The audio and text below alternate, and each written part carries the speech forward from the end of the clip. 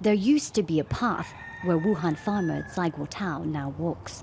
But last week's torrential rains changed that, flooding and polluting his crayfish and crab ponds. The coronavirus this year already impacted my business. When the outbreak was contained, I worked really hard to recover business. But just before the harvest time, this flood came. I've lost so much. Almost all of Tsai's stock died. In just a few days, he lost more than a year's worth of income. He says 2020 has so far been a year of disasters. The coronavirus crisis forced his farm on the outskirts of Wuhan to close for much of the first half of the year. Infections have eased, but for the city's 11 million residents, flooding poses a new threat. 6 months after Wuhan was first put into lockdown because of the coronavirus outbreak, it's back on high alert, this time due to flooding. Parts of the city are already submerged, and the government has ordered emergency reinforcements of the Yangtze River.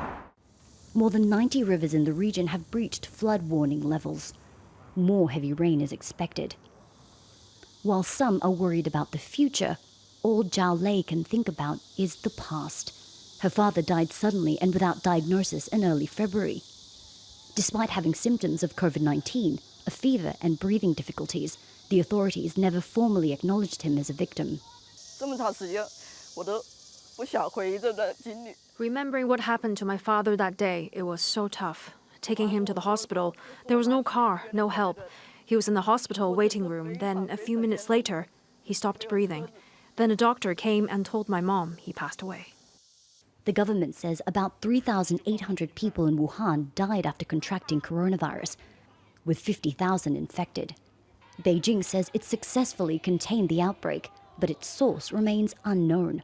World Health Organization officials say they've launched an investigation, but the UN agency isn't saying what progress is being made.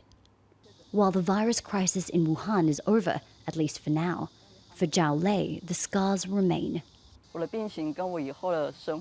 My life has completely changed. I don't think it can ever go back to normal. GUOTAO is grateful his family survived the outbreak. He says he's now trying to shift his focus from counting his losses to making do with what's left. Katrina Yu, Al Jazeera, Wuhan.